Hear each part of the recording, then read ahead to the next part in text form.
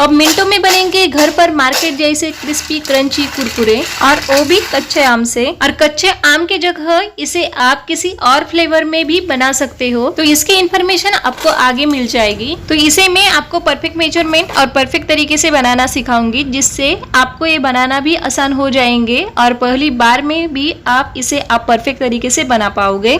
तो इसके लिए गैस की फ्लेम ऑन करके मैंने गैस पर रख दी है कढ़ाई, और इसमें रखे 2 कच्चे आम, और इसमें पानी डालकर अब इसे आलू के जैसे उबालकर अच्छे से पका लेना है। और अब दूसरे साइड पर पोहे को भी अच्छे से भून लेंगे। तो इसके लिए 2 कटोरी पोहे डालकर ये अच्छे से फूलने तक इसे कंटिन्यू हिलाते हुए अच्छे से भून लेना है। तो हाई फ्लेम पर 4 मिनट में ये पोहे देखिए कितने अच्छे से भून कर फूल गए हैं। और दूसरी एक टिप्स है, पोहे इस तरीके से हाथ पर लेके दबाएंगे तो इस तरीके से टूटने चाहिए, तो समझ लेना कि पोहे अच्छे से भून गए हैं। और इसे अब ठंडा करने के लिए एक बड़े से बर्तन में फैलाकर इस तरीके से रख देंगे। और तब तक हमारे ये कच्चे आम भी अच्छे से उबाल कर पक गए हैं, और इसे भी एक बर्तन में निकाल कर ठंडा करने के लिए रख देंगे। तो देखिए इस तरीके से दबाएंगे तो ये पके हुए आम के जैसे दबेंगे। तो ये पकाए हुए कच्चे आम थोड़े से ठंडे होने तक हम मिक्सी में पोहे का आटा तैयार कर लेंगे। इस तरीके से पोहे को मिक्सी में डालकर इसे जितना बारीक हो सके उतना बारीक पीस लेना है। तो पोहे को अच्छे से भून लिया है, इसीलिए ये जल्दी से आटे के फॉर्म में तैयार हो गया है। और इसे अब छन्नी से छान लेना है ताकि दरदरे पीसेस ऊपर रह जाए। और ये दरदरे पीसेस ऊपर रह गए हैं, इसे फिर से मिक्सी में डाल देंगे, और बाकी के रह गए पोहे को भी इस तरीके से आटे के फॉर्म में तैयार कर लेना है। तो देखिए इस आटे में से सिर्फ इतने ही दरदरे पीसेस ऊपर रह गए हैं। तो इसे अब कटोरी से नाप लेना है ताकि मेजरमेंट लेने में आसान हो। तो ये कुरकुरे आपको कितने कम या ज्यादा बनाने हैं, इसके अकॉर्डिंग आप इस तरीके से सभी मेजरमेंट ले।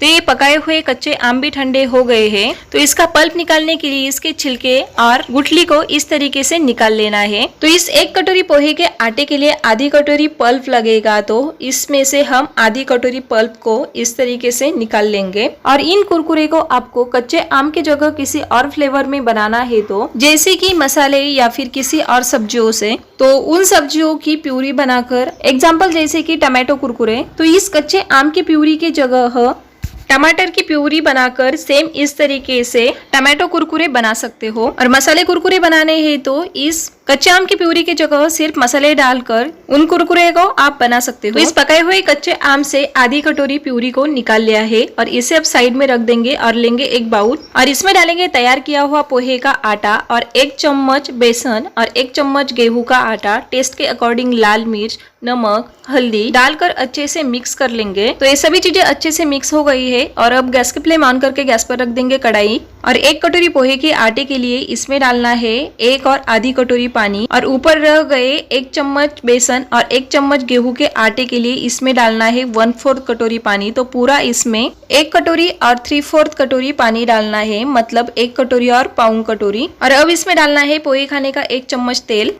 और अब पानी में उबाल आने के बाद 1 चुटकी इतनी काली मिर्च की पाउडर डालनी है, और तैयार की हुई कच्चे आम की प्यूरी डालकर पानी में अच्छे से मिक्स कर देनी है। और इस स्टेज पर अब गैस की फ्लेम बिल्कुल कम कर देनी है, और इसी स्टेज पर तैयार किया हुआ कुरकुरे का प्रीमिक्स डालकर अच्छे से मिक्स करना है, और कंटिन्यू इसे हिलाते रहना है। जल्दी से पानी अब्सॉर्ब करके गाढ़ा बनता है। तो कंटिन्यू इसे 3 मिनट तक अच्छे से मिक्स करने के बाद इसे लो फ्लेम पर ही 5 मिनट ढककर रख देना है, ताकि ये मिश्रण भाप से अच्छे से पक जाए। तो 5 मिनट हो गए, ढक्कन को निकालकर इसे अच्छे से मिक्स करेंगे। तो देखें ये आटा कढ़ाई को छोड़कर इकट्ठा हो रहा है, मतलब परफेक्ट तरीके से हमारा एक कुरकुरे का आटा बनकर तैयार हो गया है। और इसे अब चकले पर निकाल लेंगे। तो ऐसा आटा तैयार हो जाए तो मतलब परफेक्ट तरीके से ये आटा पक गया है। और अब हाथ पर तेल लगाकर इस आटे को अच्छे से मसल कर गूंथ लेंगे। फिर इसकी छोटी सी लोई लेके इस तरीके से हाथ से आटे को इस तरीके से चकले पर बेलना है। फिर ये इतना पतला और लंबा होने के बाद इसे हाथ पर लेकर इस तरीके से दबाएंगे तो कुरकुरे का शेप आसानी से तैयार हो जाता है। तो इसी तरीके से हम सभी कुरकुरे के शेप तैयार कर लेंगे। है ना इस तरीके से कुरकुरे के शेप बनाना आसान। तो एक बैच में जितने कुरकुरे तल जाए उतने ही तैयार कर लेने हैं। एकदम से कुरकुरे के सभी शेप तैयार करके ना रखें। तो तेल को भी मैंने गरम करने के लिए रख दिया था, तो थोड़ा सा आटा डालकर देखेंगे तो देखिए इस तरीके से बबल्स आ रहे हैं, मतलब परफेक्ट तरीके से ये तेल गरम हो गया है। तो इस कुरकुरे को तलने के लिए तेल मीडियम गरम होना चाहिए। और इसे निकालकर गैस की फ्लेम लो कर देनी है और ध्यान रखें कि पहले स्टार्टिंग में गैस की फ्लेम लो ही चाहिए। और अब इस कुरकुरे को तेल में तलने के लिए छोड़ देंगे और पहले 1 मिनट तो इस कुरकुरे को हिलाइए भी मत। और 1 मिनट हो गए है साइड से, अब इस तरीके से झारे से इस कुरकुरे को हिला लेंगे और अब ये हल्के कड़क होने के बाद गैस की फ्लेम हाई कर देंगे और इसे कंटिन्यू इस तरीके से हिलाते हुए फ्राई करना है।